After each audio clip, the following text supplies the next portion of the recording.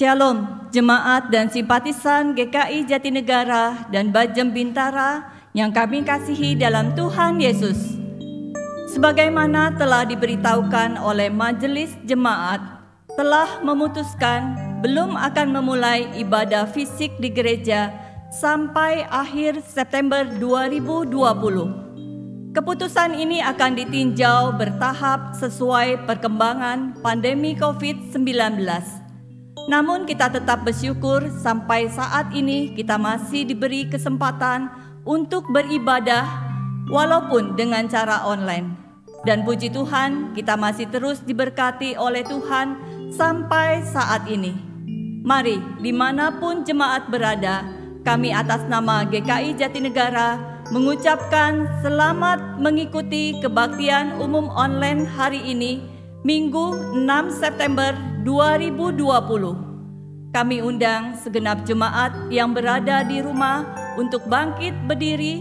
Kita memasuki ibadah pagi ini dengan sikap hormat kita beribadah kepada Tuhan. Mari kita mengarahkan hati kita untuk menghadap Tuhan di dalam keagungan dan kebesaran Allah. Terpujilah Allah.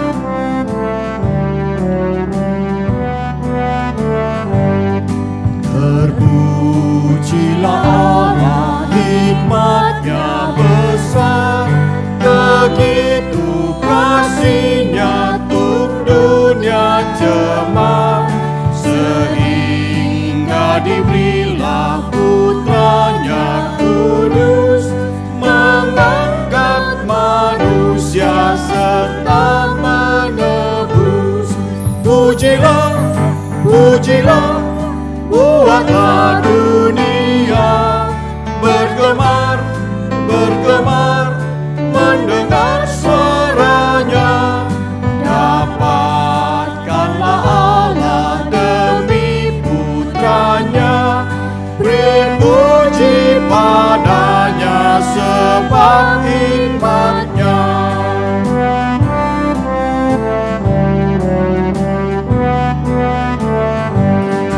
Dan darah anak-Nya lah yang menebus mereka yang yakinkan janji kudus.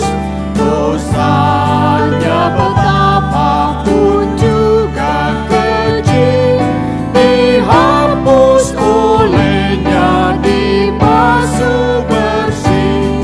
Pujilah, pujilah, buatlah dunia bergemar, bergemar, mendengar suaranya.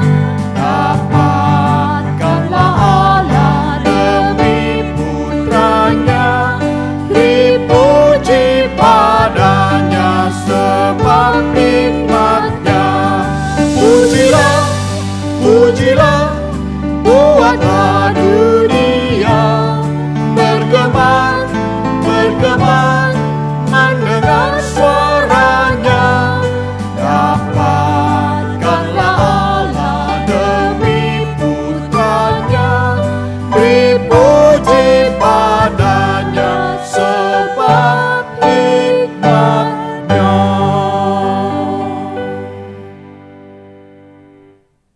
Jemaat yang mengasihi Tuhan, ibadah online hari ini didasarkan pada pengakuan iman bahwa pertolongan kita adalah di dalam nama Tuhan yang menjadikan langit dan bumi. Amin. Amin.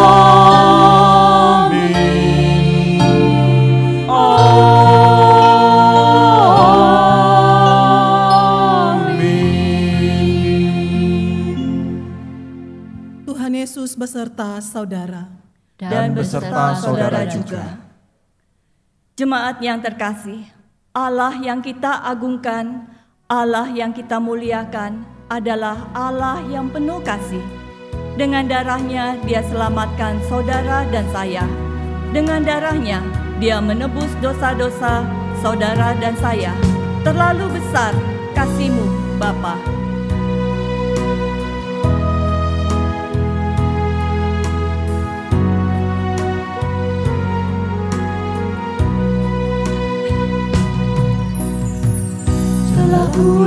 lihat bukti kasih-Mu, Kau menderita gantikanku. Dengan darah-Mu Kau selamatkanku. Kini ku hidup menyenangkan-Mu.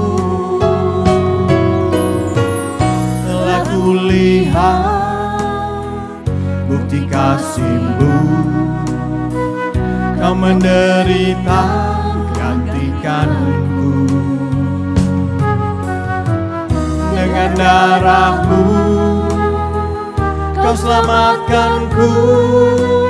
Kini ku hidup menyenangkan-Mu.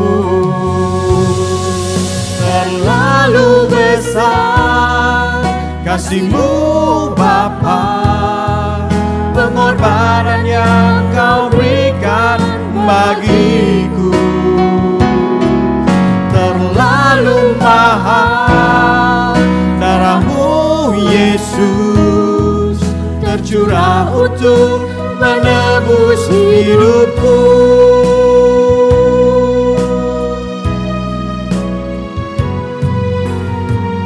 Telah kulihat bukti kasih-Mu, Kau menderita gantikanku. Dengan darah-Mu Kau selamatkanku. Kini ku hidup menyenangkan-Mu. Terlalu besar kasih-Mu Bapa, pengorbanan yang Kau berikan bagiku. Terlalu mahal darah-Mu Yesus, tercurah untuk menebus hidupku.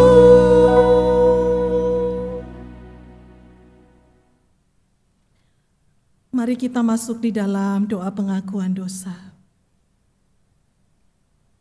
Bukan kami yang lebih dahulu mengasihi Engkau ya Tuhan, tetapi Engkaulah yang terlebih dahulu mengasihi kami.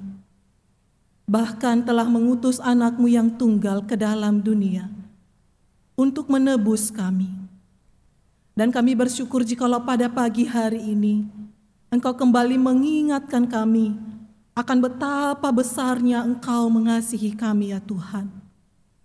Di saat kami mendapati diri kami sebagai orang yang dikasihi oleh Engkau, di saat yang sama juga kami melihat bahwa betapa kami seringkali menyakiti hati Tuhan. Hidup keseharian kami tidak mencerminkan hidup sebagai anak-anak Tuhan. Seringkali kami mendukakan hati Engkau ya Tuhan. Seringkali kami menyakiti hati-Mu yang terdalam. Oleh sebab itu kami datang di hadapan-Mu berserta seluruh jemaat-Mu di pagi hari ini, mengaku di hadapan Tuhan bahwa kami telah berbuat dosa terhadap Engkau. Kami mohon kiranya belas kasihan-Mu turun atas kami, menyucikan dan menguduskan kami oleh darah-Mu yang tercurah di atas kayu salib, agar kedatangan kami di hadapan-Mu di dalam ibadah ini sungguh berkenan kepada Tuhan. Kami mengimani dan mengamini akan firman-Mu ya Tuhan. Jika kami mengaku dosa kami, maka Engkau adalah Allah yang setia dan adil. Engkau akan mengampuni segala dosa dan pelanggaran kami dan menyucikan kami dari segala kejahatan kami. Kami bersyukur untuk pengampunan dosa yang Tuhan berikan bagi kami. Dan kami mohon kiranya Roh-Mu yang kudus yang terus menolong kami untuk menjalani kehidupan sebagai anak-anak Tuhan yang hidup di dalam kebenaran firman-Mu. Kami menyerahkan ibadah ini ya Tuhan, kiranya Engkau yang ditinggikan dan dimuliakan. Kami diteguhkan, kami dipulihkan, kami dikuatkan. Di dalam Kristus Yesus Tuhan, Juru Selamat kami yang hidup, kami menaikkan doa ini. Amin. Jemaat kami undang untuk bangkit berdiri. Inilah berita anugerah dari Tuhan, dari 1 Yohanes 1 ayat ke-9. Jika kita mengaku dosa kita, maka Ia adalah setia dan adil, sehingga Ia akan mengampuni segala dosa kita dan menyucikan kita dari segala kejahatan. Demikianlah berita anugerah dari Tuhan. Syukur kepada Allah. Jemaat, sebagai orang yang beriman, kita percaya dosa kita telah diampuni oleh Sang Penebus dan kita telah mendapatkan keselamatan. Yesusku, jaminan mulia.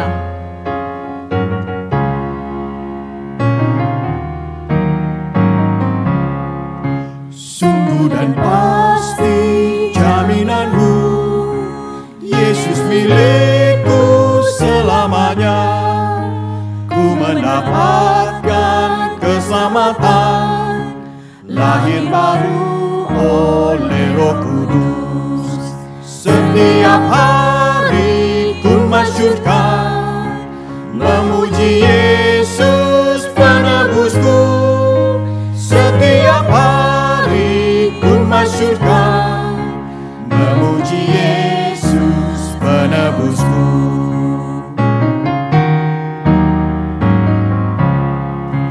Karena serahkan segalanya, ku memperoleh kelegaan.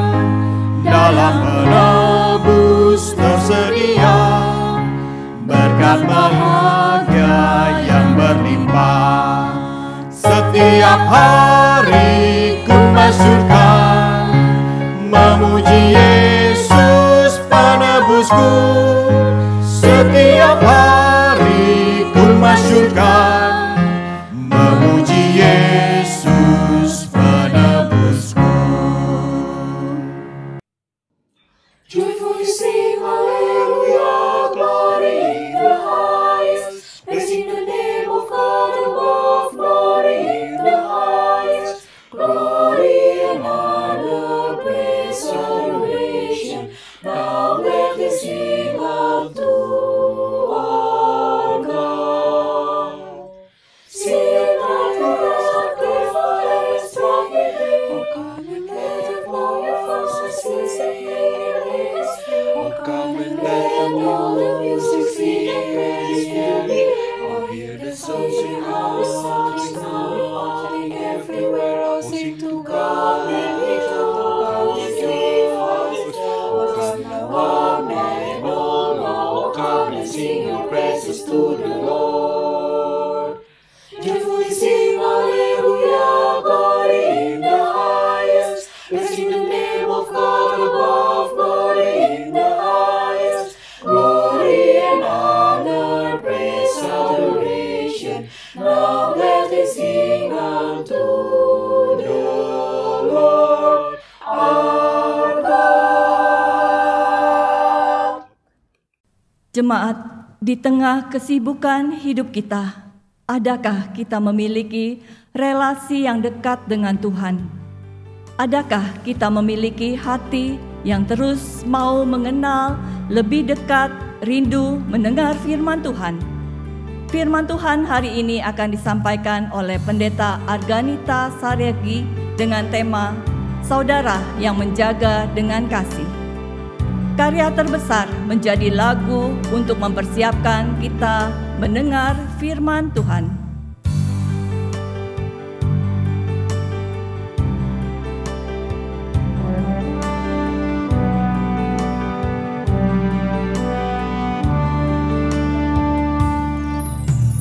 Kasih yang terindah, hati yang mulia, hanya ku temukan di dalam-Mu, Yesusku. Pujian dari hatiku selalu di setiap waktuku, tiada pernah berubah.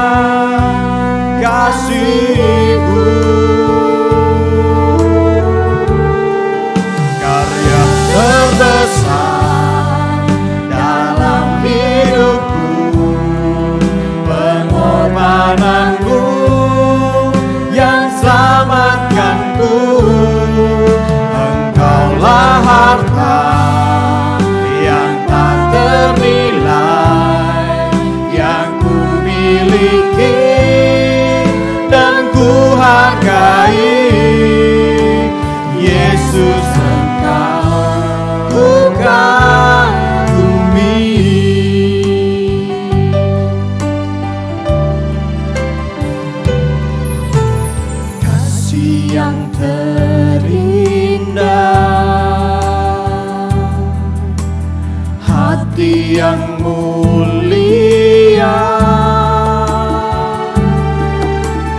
hanya ku temukan di dalam-Mu, Yesusku. Pujian dari hatiku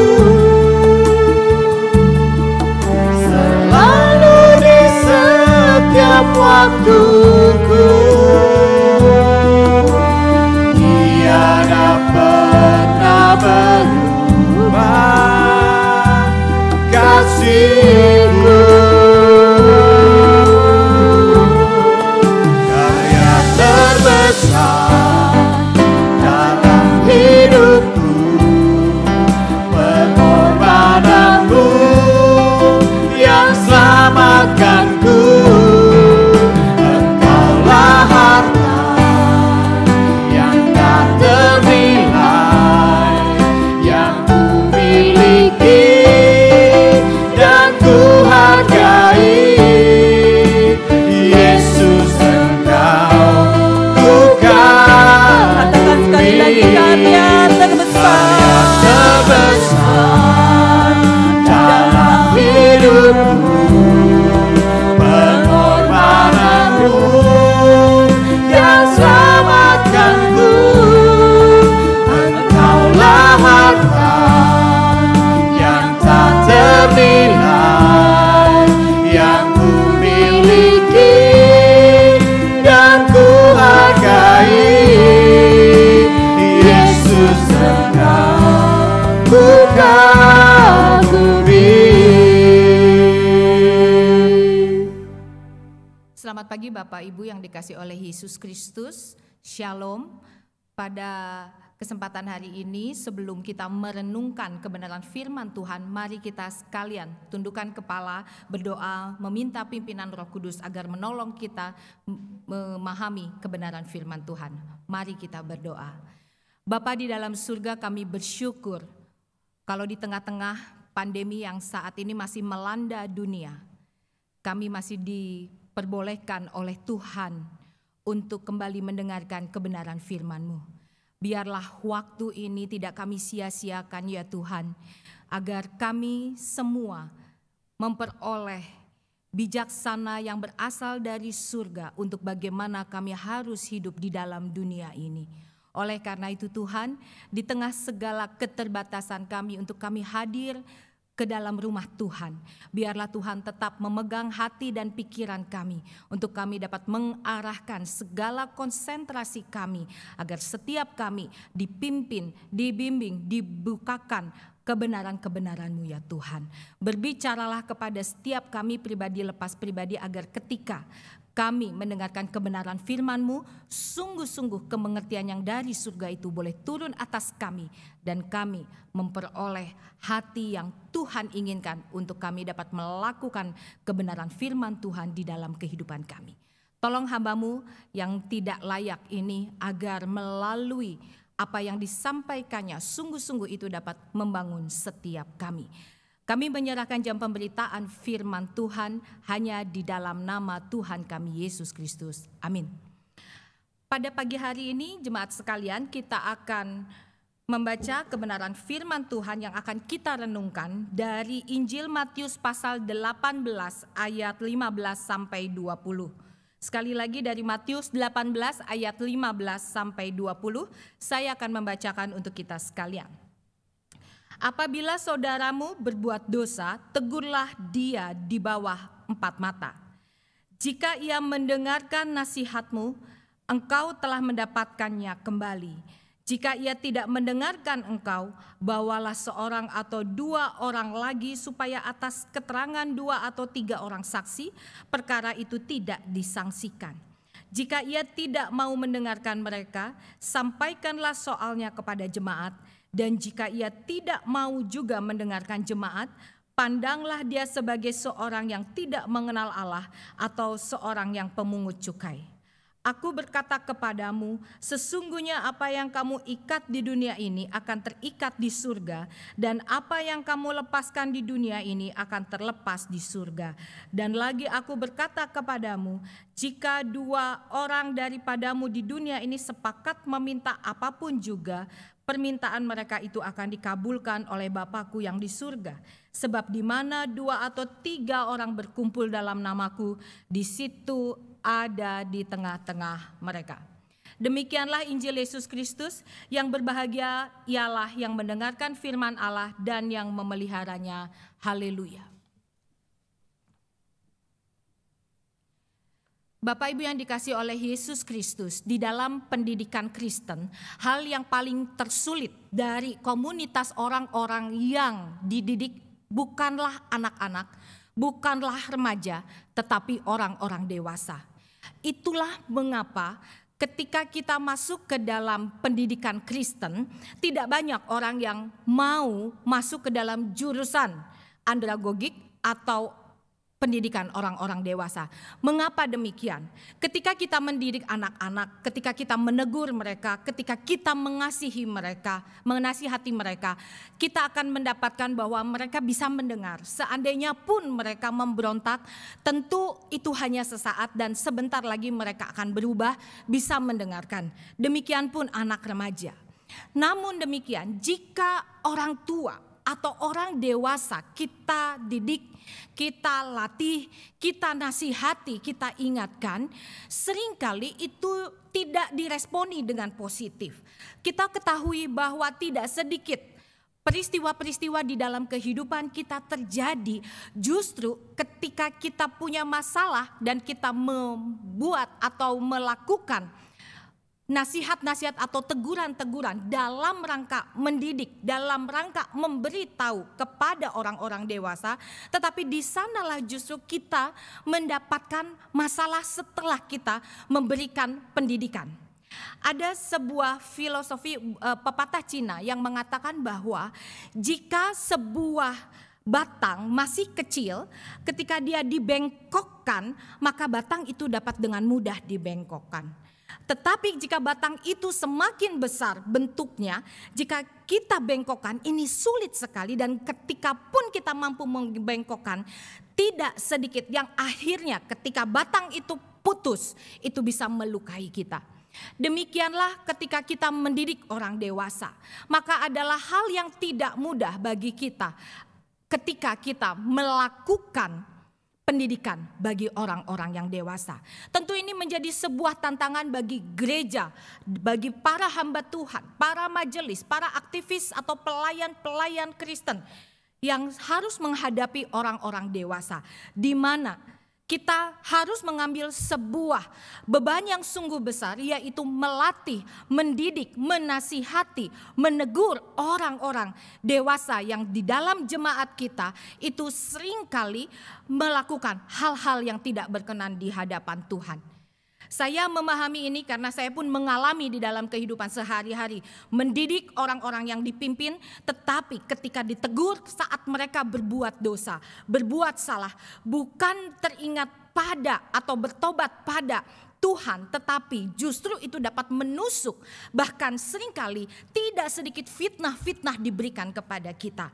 Namun demikian, firman Tuhan pada pagi hari ini mengingatkan kita bahwa apapun yang terjadi, apapun resiko yang harus kita alami, kita diberikan mandat dari Tuhan agar kita dapat terus mendidik orang-orang percaya yang dewasa untuk mereka hidup di dalam kebenaran firman Tuhan dan mereka sungguh-sungguh dapat menghidupi kebenaran Allah tersebut. Oleh karena itu Bapak Ibu yang dikasihi oleh Yesus Kristus, kita tidak boleh sembunyi dari mandat ini. Kita tidak boleh berusaha untuk bagaimana hidup di dalam keamanan dan kenyamanan diri hanya gara-gara kita takut untuk mengambil resiko di dalam mendidik orang-orang dewasa. Ketika kita menemukan orang-orang dewasa berbuat kesalahan atau berbuat dosa, maka kita diberi oleh Tuhan seharusnya kemampuan untuk kita dapat menegur mereka. Kita tahu, bahkan diri kita sendiri pun tidak pernah lepas dari yang namanya kesalahan. Oleh karena itu, sebelum kita menegur orang lain, alangkah baiknya kita sendiri harus memiliki hati untuk mau ditegur, hati untuk dinasihati, agar ketika kita salah, maka orang-orang di sekitar kita dapat menjagai kita agar kita kembali kepada kebenaran. Demikian pun jika kita melihat saudara-saudara kita, orang-orang yang kita pimpin, orang-orang yang kita kasihi, mereka jatuh di dalam dosa, mereka melakukan pelanggaran-pelanggaran yang melanggar ketetapan Allah, kita pun harus mau mengambil sebuah resiko yang tidak mudah untuk kita dapat mengingatkan mereka, menegur mereka. Firman Tuhan yang kita baca dari Matius 18 ayat 15 sampai 20 yang tadi kita sudah baca tidak bisa lepas dari konteks yang ada di perikop atasnya, yaitu Matius 18 ayat 12-14, di mana di sana dinyatakan bahwa Yesus mengajarkan tentang bagaimana kita memiliki hati untuk kepada domba yang terhilang. Siapa yang domba yang terhilang? Domba yang terhilang adalah anak-anak Tuhan, orang-orang Kristen yang pada saat ini sedang jatuh di dalam dosa.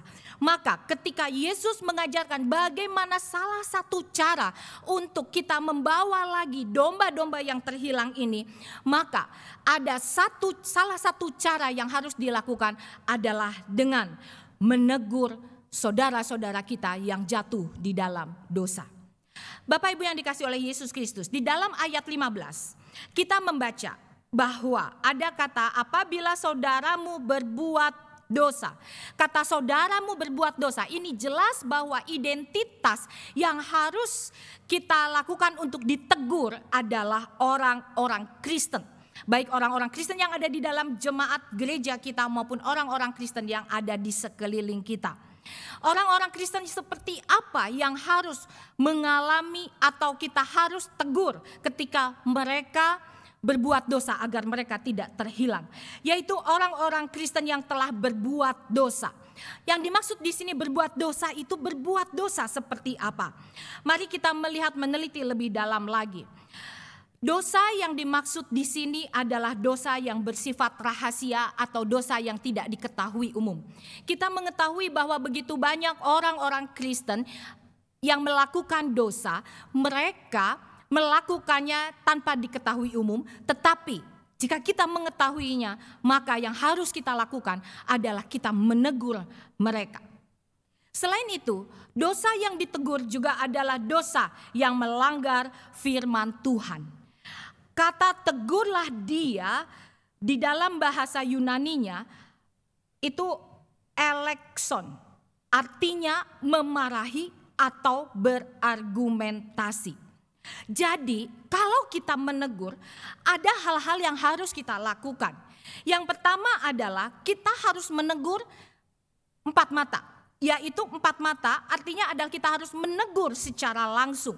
Menegur caranya adalah dengan kita membawa bukti-bukti tentang dosa yang sudah dia lakukan. Setelah kita membukakan bukti-bukti tersebut, biarlah kita yang menegur mendiskusikan.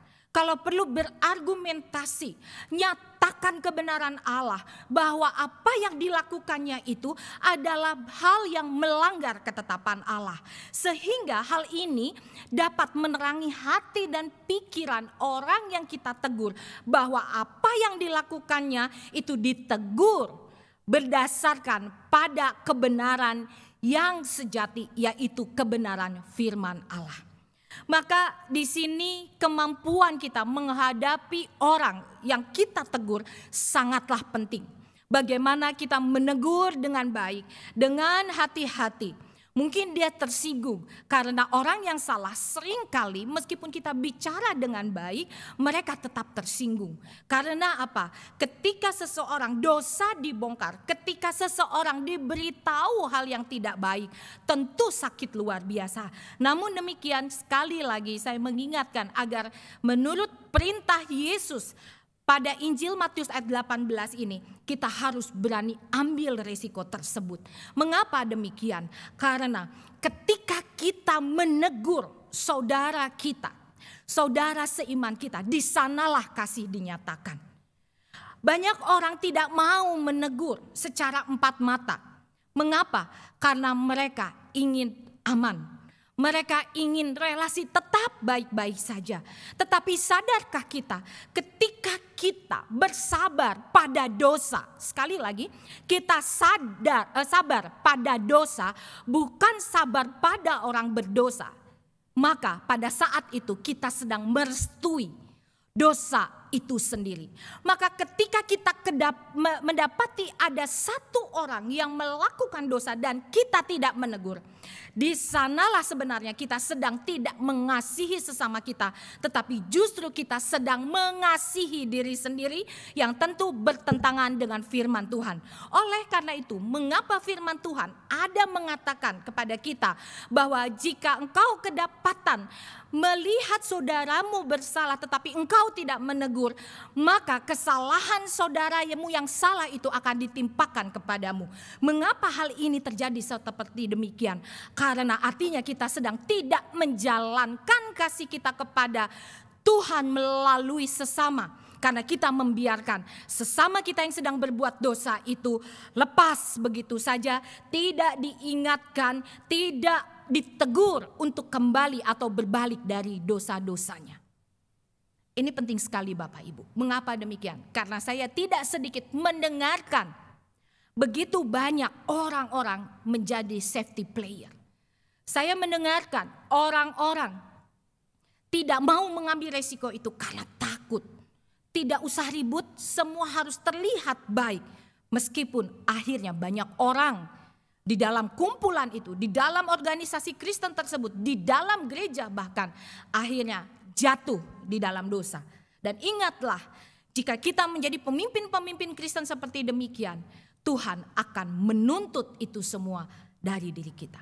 Kembali lagi, bahwa cara yang pertama ketika kita mau mengambil resiko untuk menasihati, untuk menegur saudara seiman kita yang bersalah adalah dengan menegur empat mata. Oleh karena itu Bapak Ibu, dengan menegur empat mata, sebenarnya banyak hal bisa kita tutup celah-celah dari si iblis. Orang yang tidak mau menegur empat mata, tetapi menyimpan di dalam hati, bisa menjadi potensi menyebar gosip. Kenapa? Hatinya tidak terima, tetapi tidak berani bicara. Tentu ini berbahaya. Gosip itu sama dengan fitnah. Dan gosip itu bukan menyelesaikan dosa, tetapi justru menjadi batu sandungan bagi banyak orang.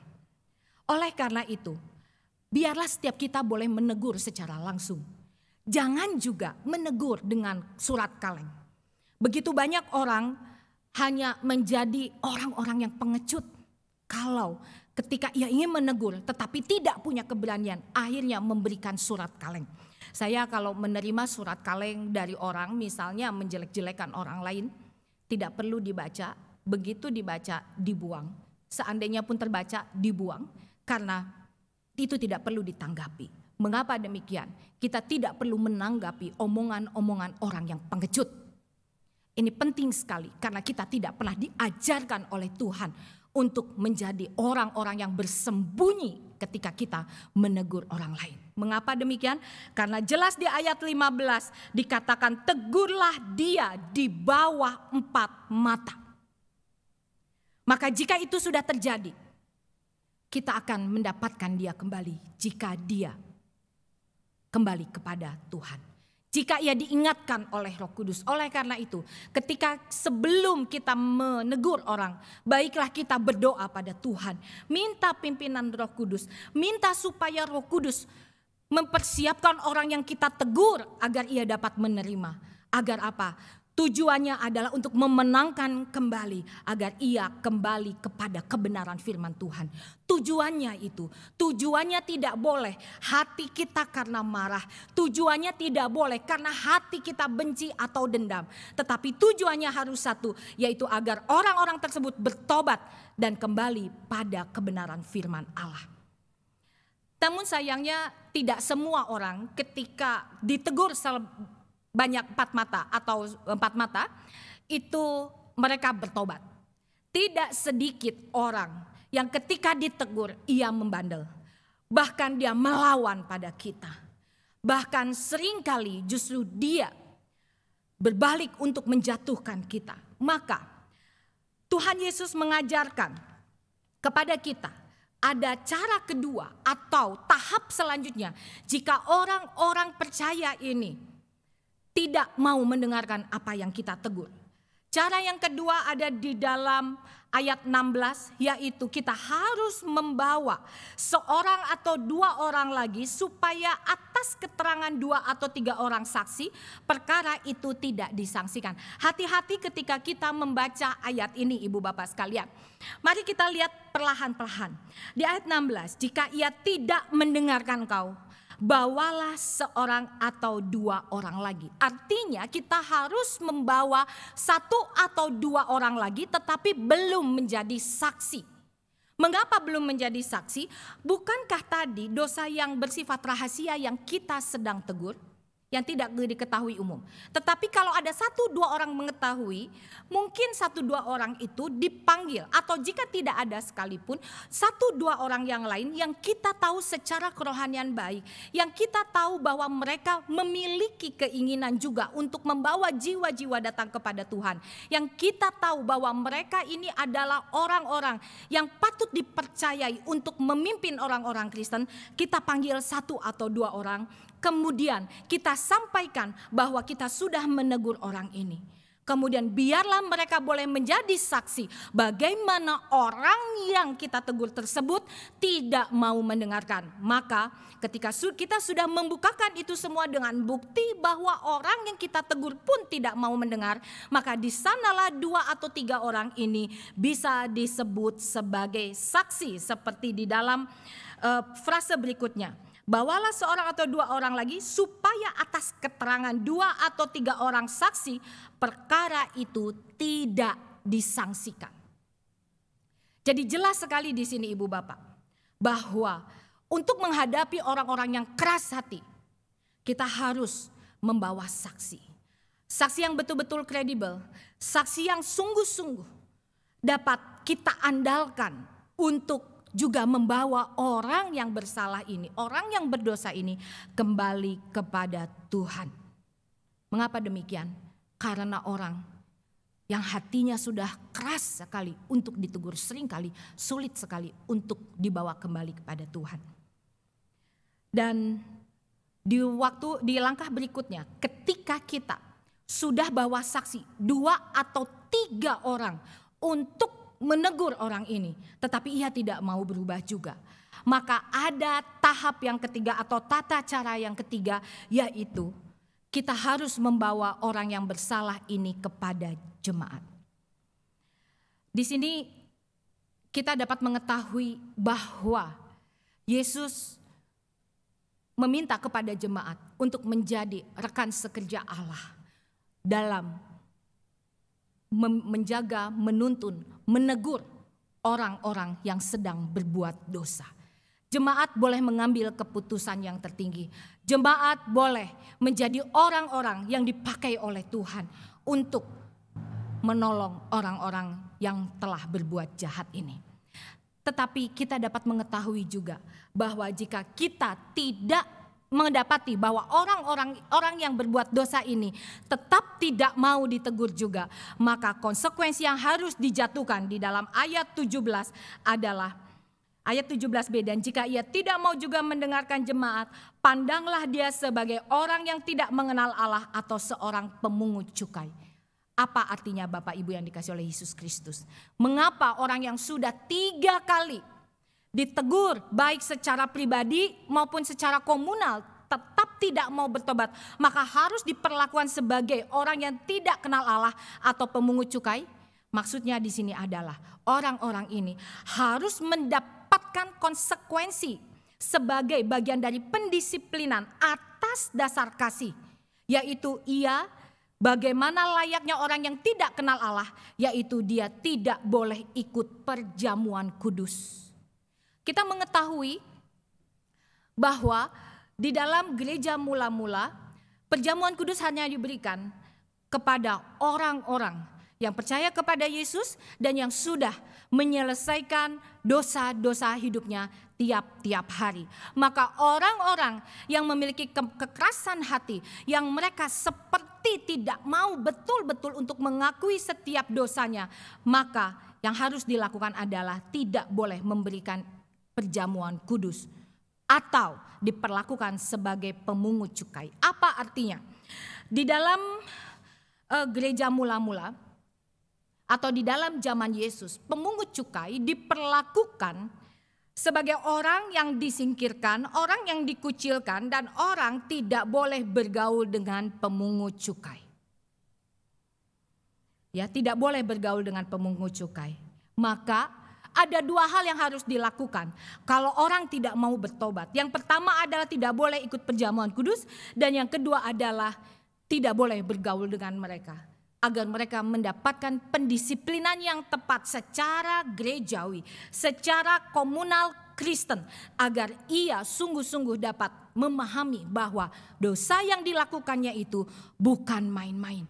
Bahkan dia dipaksa untuk kembali kepada kebenaran, karena ketika seseorang bertobat, mau meninggalkan setiap dosa-dosanya, dia harus memaksa dirinya, mengalahkan egonya agar rendah hati kembali kepada kebenaran Allah.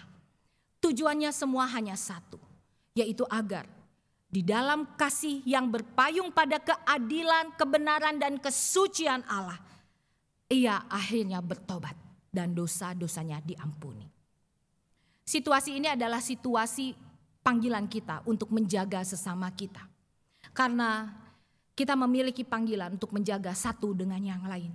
Jika tidak demikian, maka apa fungsi kita menjadi orang Kristen? Kita bukan sekedar mencari jiwa-jiwa baru, tapi terlebih daripada itu, kita harus menjaga orang-orang yang berbuat dosa. Orang-orang yang sudah ditebus Kristus, tetapi ia kembali jatuh dalam dosa, dan kita dipaksa, kita diminta untuk menjadi penjaga-penjaga mereka dengan tahap-tahap yang sudah Tuhan berikan. Itulah panggilan kita. Oleh karena itu, Bapak Ibu yang dikasihi oleh Yesus Kristus, tidak ada lagi kata kita takut untuk menegur sesama kita. Kita memberikan nasihat 4 mata, kemudian pergi ke komunal jika tidak selesai. Kita tidak perlu takut lagi. Mengapa demikian? Karena sesungguhnya yang harus kita perjuangkan di dalam dunia ada di dalam ayat 18. Yesus berkata, "Aku berkata kepadamu, sesungguhnya apa yang kamu ikat di dunia ini akan terikat di surga, dan apa yang kamu lepaskan di dunia ini akan terlepas di surga." Apa artinya ini? Di dalam tradisi Yahudi, kata mengikat artinya melarang. Jadi sesungguhnya apa yang kamu larang di dunia ini akan dilarang di surga. Dan dalam tradisi Yahudi juga kata melepaskan artinya mengizinkan. Maka kita akan teruskan, apa yang kamu izinkan di dunia ini akan diizinkan di surga. Jadi jelas sekali kalau kita melihat ini semua, bahwa dosa yang harus ditegur adalah dosa yang bertentangan dengan firman Tuhan. Apa yang dilarang oleh Tuhan harus kita ingatkan kepada sesama kita. Dan apa yang diizinkan oleh Tuhan, kita pun ingatkan agar kita semua dapat melakukannya.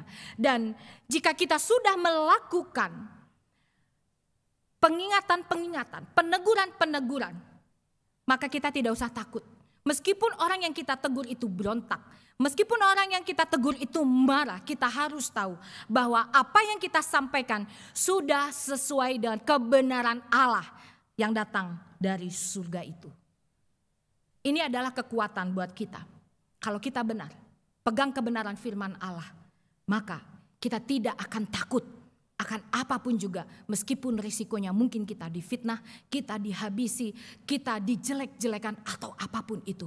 Karena kita tidak pernah bisa menahan orang-orang yang bebal hatinya, orang-orang yang keras hatinya berbicara hal yang tidak baik bagi kita. Tetapi biarlah setiap kita terus tekun pada kebenaran firman Tuhan agar kita tahu mana yang harus kita ikat di dunia ini, yang juga terikat di surga, dan apa yang harus kita lepaskan di dunia ini yang juga terikat di surga. Oleh karena itu, ketika kita menghadapi resiko-resiko terhadap penggembalaan, yaitu menjaga domba-domba yang Tuhan serahkan kepada kita sebagai rekan sekerja Allah di dunia ini. Hal lain yang harus kita lakukan adalah kita harus berdoa. Mengapa? Karena yang membuat perubahan orang itu bukan diri kita. Yang membuat perubahan orang adalah kebenaran firman Tuhan. Dan untuk orang bisa mendengarkan kebenaran firman Tuhan, kita memerlukan kuasa Roh Kudus. Kuasa Roh Kudus untuk mengubahkan hati dan pikiran mereka. Kuasa Roh Kudus untuk menyingkapkan pikiran mereka yang tertutup oleh kesalahan kembali pada kebenaran firman Tuhan. Kita membutuhkan pertolongan Roh Kudus untuk kita dapat berbicara secara bijaksana di dalam menegur orang-orang tersebut. Dan orang-orang yang sudah jatuh ke dalam dosa harusnya kita rangkul, harusnya kita doakan agar mereka kembali kepada Tuhan. Maka jika demikian, benarlah bahwa kita harus mengasihi sesama kita, terlebih kepada musuh-musuh kita. Orang-orang yang berbuat jahat kepada kita. Orang-orang yang berbuat jahat. Orang-orang yang jatuh ke dalam dosa. Kita harus doakan. Di dalam sebuah kesepakatan hati di dalam komunal kekristenan. Maka dikatakan di sini, di ayat 19.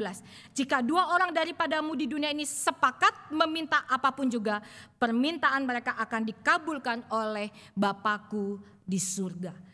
Sebenarnya ayat 19 dan 20 banyak para teolog yang mengatakan ini adalah ayat-ayat firman Tuhan yang berlaku umum.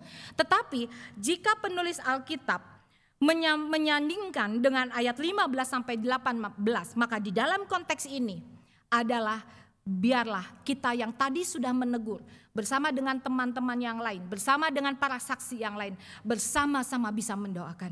Jika ada jemaat Tuhan yang jatuh ke dalam dosa, maka jemaat yang lain mari bersepakat mendoakan dia supaya dia kembali kepada kebenaran. Mengapa? Karena satu orang jiwa diselamatkan kembali kepada kebenaran, maka malaikat di surga bersorak-sorai, dan itulah perjuangan kita di dalam kehidupan kita sambil kita berjaga-jaga agar hidup kita pun tidak jatuh ke dalam dosa. Tuhan sangat menghargai yang namanya kesatuan hati. Kesatuan hati untuk merangkul jiwa-jiwa. Maka dikatakan di ayat 20, di mana 2-3 orang berkumpul di dalam namaku, di situ aku ada di tengah-tengah mereka. Jelas sekali bahwa Tuhan menginginkan kesatuan hati para pelayan-pelayan Tuhan, jemaat-jemaat Tuhan untuk terus mencari domba-domba yang terhilang. Mengusahakan domba-domba ini kembali kepada Tuhan dengan cara menegur mereka, mengingatkan mereka akan dosa-dosa mereka. Dan ketika mereka di dalam keadaan keras hati sekalipun, kita terus dapat bertekun agar mereka dapat sungguh-sungguh kembali kepada Tuhan. Mereka bisa melihat sungguh-sungguh kita mengasihi mereka. Untuk menutup bagian ayat ini, saya akan memberikan sebuah kesaksian yang baru tadi pagi kami bicarakan bersama dengan pelayan-pelayan Tuhan yang lain. Kami mengetahui di YouTube ada seorang pendeta yang dulu pernah meninggalkan Kristus dan berpindah kepada agama lain. Dulu kami pernah mendoakan. Dulu saya pernah berbicara dengan orang tersebut. Dan orang ini begitu berkeras hati ingin meninggalkan Yesus karena satu dan lain hal yang sebenarnya itu tidak masuk akal.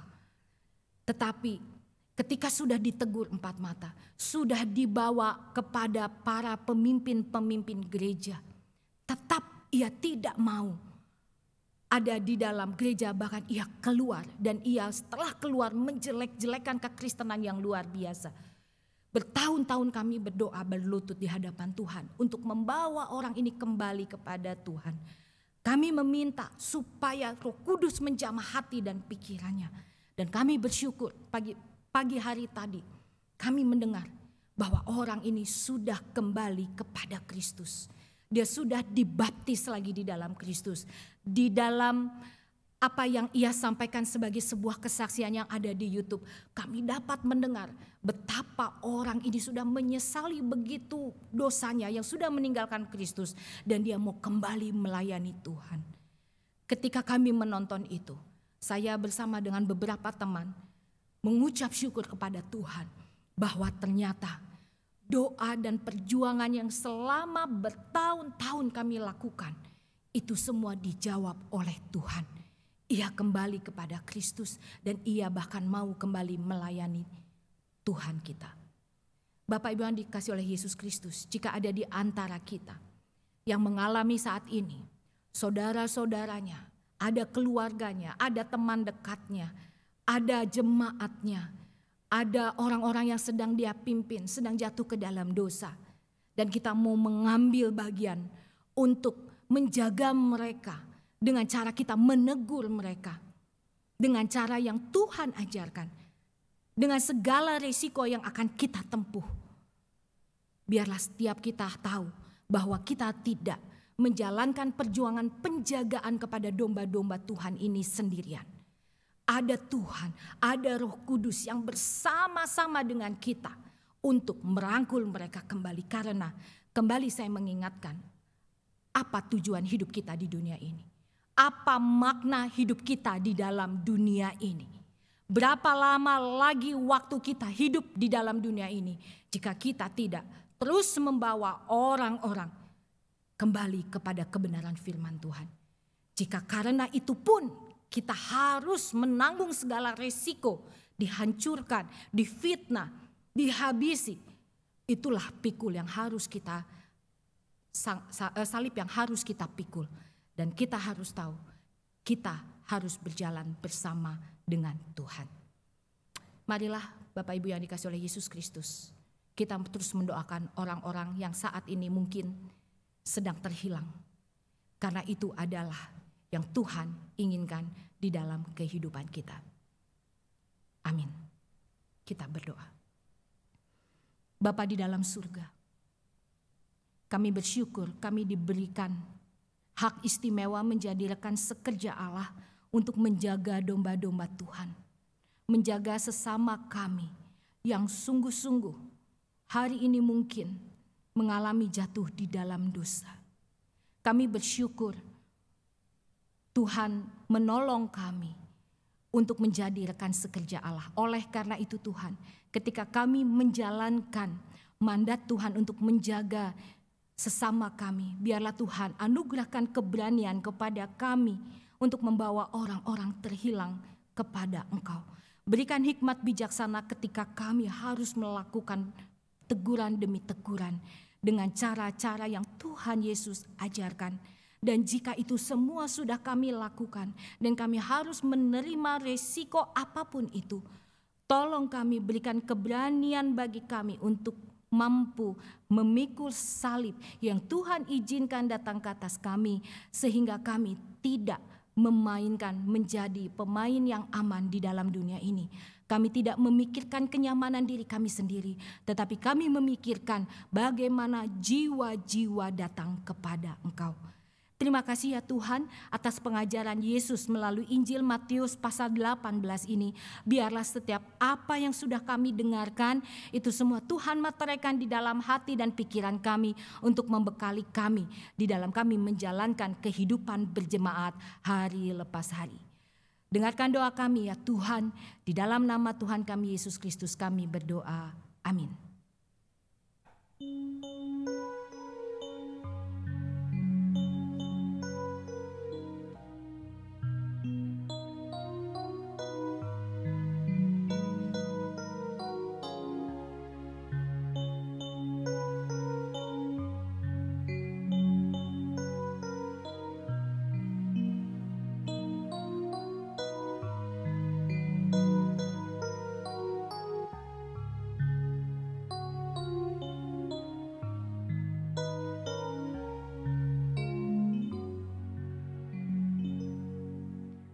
Jemaat Tuhan, di rumah kita masing-masing, marilah kita bangkit berdiri. Bersama dengan umat Allah di masa lampau, masa kini, dan masa depan, mengingat pengakuan pada baptisan kita menurut pengakuan iman rasuli. Demikianlah kita ikrarkan. Aku percaya kepada Allah, Bapa yang Maha Kuasa, pencipta langit dan bumi, dan kepada Yesus Kristus, Anak-Nya yang tunggal Tuhan kita, yang dikandung daripada Roh Kudus, lahir dari anak darah Maria, yang menderita sengsara di bawah pemerintahan Pontius Pilatus, disalibkan, mati dan dikuburkan, turun ke dalam kerajaan maut, pada hari yang ketiga bangkit pula dari antara orang mati, naik ke surga, duduk di sebelah kanan Allah, Bapa yang Maha Kuasa, dan dari sana Ia akan datang untuk menghakimi orang yang hidup dan yang mati. Aku percaya kepada Roh Kudus, gereja yang kudus dan am, persekutuan orang kudus, pengampunan dosa, kebangkitan orang mati, dan hidup yang kekal. Amin. Jemaat yang mengasihi Tuhan, mari kita menaikkan doa syafaat kita kepada Tuhan.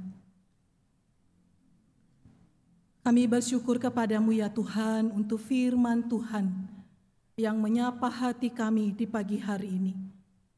Kami mohon kekuatan dari Engkau kiranya menolong kami, agar kami menjadi saudara-saudara yang penuh kasih. Dan pada saat ini Tuhan, kami datang di hadapan-Mu, menaikkan setiap doa-doa kami, pergumulan kami, kerinduan kami di hadapan Tuhan. Kami berdoa untuk seluruh jemaat yang Engkau kasihi. Hanya segelintir saja yang kami tahu keadaan mereka. Namun kami bersyukur karena Engkau adalah Allah yang Maha Tahu. Engkau menyaksikan, Engkau menyelidiki, dan Engkau melihat dengan sempurna keadaan dari seluruh jemaat-Mu ya Tuhan, yang sedang ada di rumah masing-masing pada saat ini. Kami berdoa kiranya di dalam pergumulan mereka mencari Tuhan, di tengah-tengah mereka berjuang untuk terus beriman kepada Tuhan, di masa-masa yang sukar, di masa-masa pergumulan yang Tuhan izinkan mereka hadapi. Kami mohon kekuatan daripada Engkau ya Tuhan. Kami mohon keteguhan daripada Engkau, agar seluruh jemaat-Mu tetap setia dan tetap mengimani akan janji firman-Mu, bahwa Engkau selalu beserta dengan mereka di dalam segala keadaan.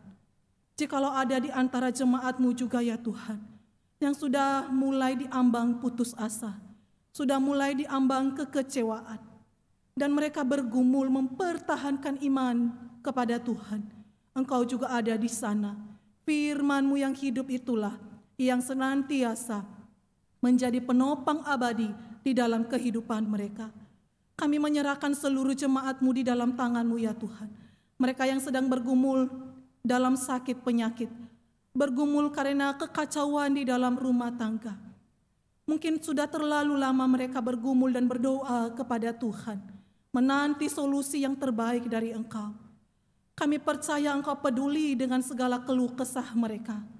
Engkau memperhatikan segala jeritan hati mereka ya Tuhan.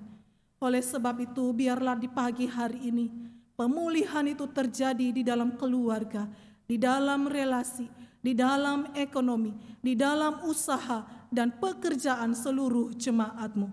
Kami berdoa kepada Tuhan untuk setiap jemaat yang sedang di dalam keadaan yang berduka. Tuhan, kiranya Engkau juga yang menghibur, kiranya Engkau yang menguatkan, kiranya Engkau juga yang terus menjadi pendamping setia bagi mereka. Kami bersyukur kepada Tuhan, di dalam firman-Mu Engkau mengajak kami, marilah kepadaku semua yang letih lesu dan berbeban berat, aku akan memberikan kelegaan kepadamu. Sesungguhnya kami sedang letih dan lesu, dan kami datang kepada Tuhan. Kami rindu memperoleh kelegaan di tengah-tengah dunia yang sedang merana pada saat ini, di tengah-tengah bangsa dan negara kami yang sedang sakit. Kami rindu Tuhan, kelegaan dari Tuhan, kedamaian dari Tuhan, tetap kami rasakan, tetap kami nikmati di dalam perjalanan hidup yang masih Tuhan percayakan bagi kami. Di dalam kesempatan ini juga Tuhan, kami mau membawa untuk bangsa dan negara kami. Keadaan belum membaik. Kami berdoa kiranya Engkau berbelas kasih, memberikan kekuatan kepada bangsa ini, agar segera bangkit dari keterpurukan yang ada, menolong untuk pemerintahan kami, sehingga mereka sanggup mengatasi akan kasus COVID-19 ini ya Tuhan, sehingga segera dapat teratasi. Kami berdoa untuk kami setiap masyarakat Indonesia. Tolong kami agar kami peka, agar kami bijak, agar kami berhikmat di dalam menjaga protokol kesehatan. Kami sebagai anak-anak Tuhan, Engkau menolong kami menjadi teladan yang baik di dalam membangun bangsa ini. Terima kasih kepadamu ya Tuhan. Kami bersyukur kepada Tuhan yang selalu bersedia mendengar dan selalu setia di dalam pergumulan-pergumulan kami. Terima kasih karena Engkau telah mendengar doa kami. Kami berdoa di dalam satu nama Kristus Yesus Tuhan yang telah memberikan jaminan keselamatan bagi kami dan juga telah mengajarkan kami berdoa.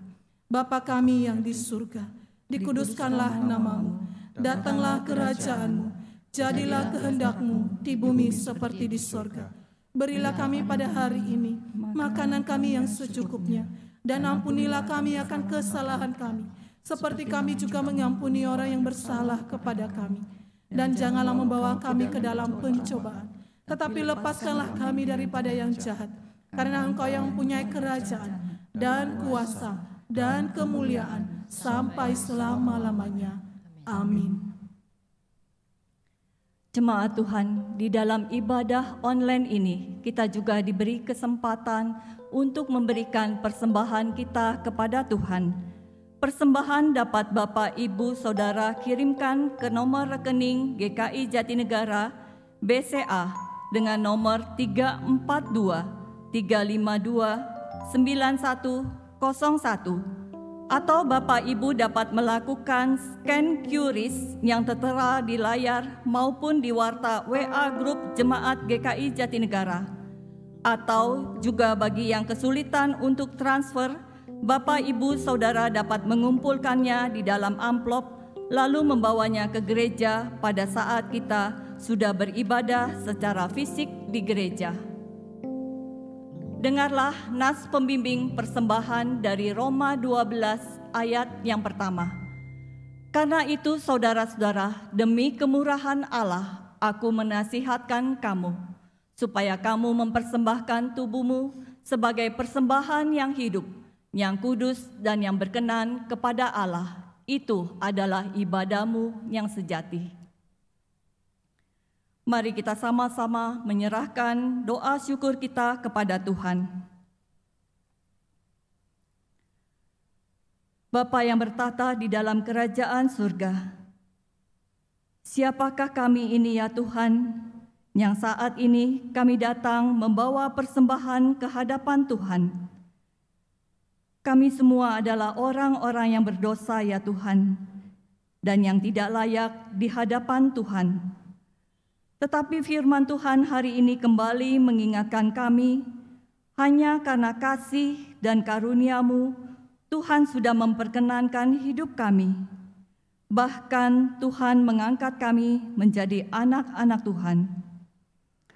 Sungguh kami bersyukur ya Tuhan untuk anugerah yang besar dalam kehidupan kami.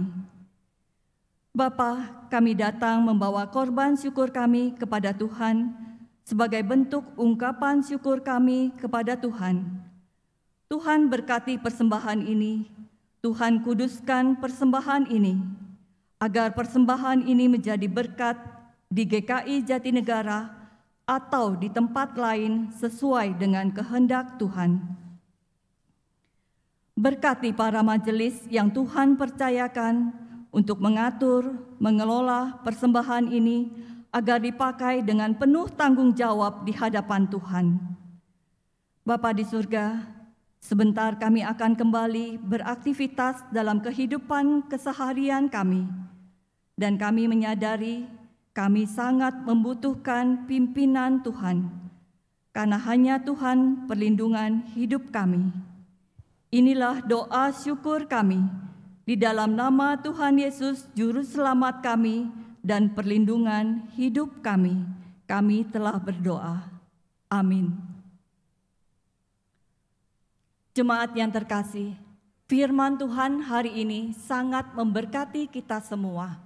Mari kita terus berpegang pada tangan pimpinan Tuhan, gunung batu dan keselamatan kita.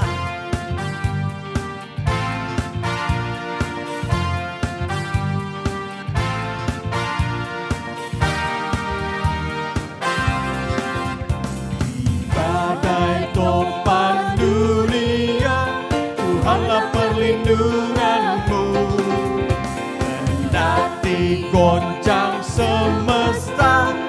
Tuhanlah perlindunganmu.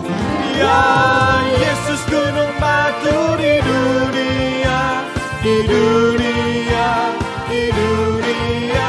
Ya Yesus gunung batu di dunia, tempat berlindung yang teguh.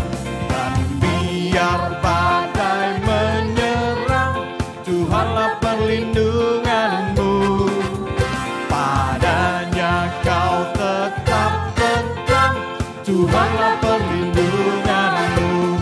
Ya Yesus gunung batu di dunia, di dunia, di dunia. Ya Yesus gunung batu di dunia, tempat berlindung yang teguh. Ya Yesus gunung batu di dunia, di dunia, di dunia.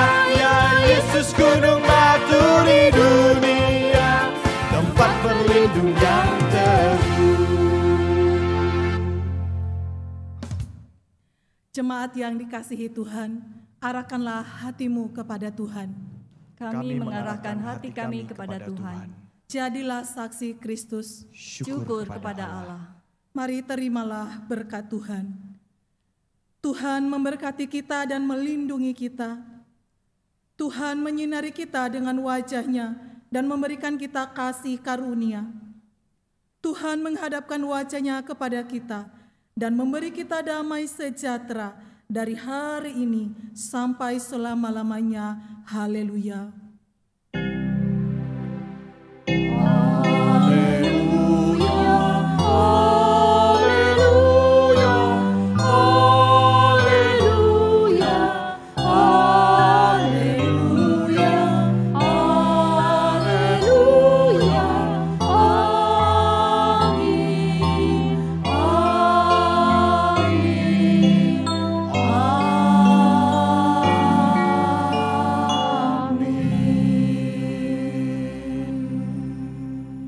Jemaat Tuhan, ibadah online telah selesai. Jemaat dipersilakan untuk mengambil waktu teduh. Selamat hari Minggu, tetap sehat dan tetap bersemangat. Tuhan memberkati.